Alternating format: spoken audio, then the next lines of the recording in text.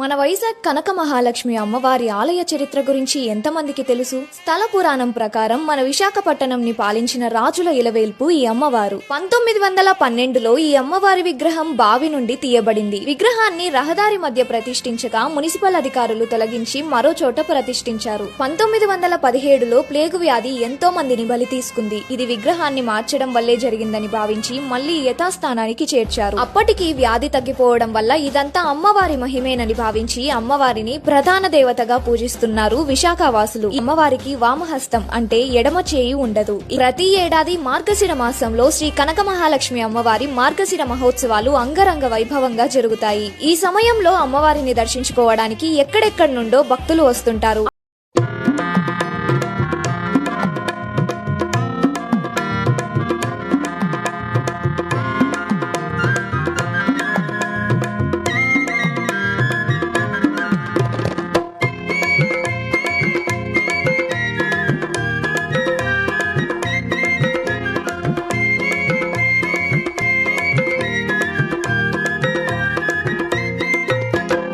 కరుణించి కాపాడు మహాలక్ష్మి కనక మహాలక్ష్మి, శరణంటూ వచ్చినాము మహాలక్ష్మి కనక మహాలక్ష్మి, చల్లనైన తల్లివమ్మ మహాలక్ష్మి కనక మహాలక్ష్మి,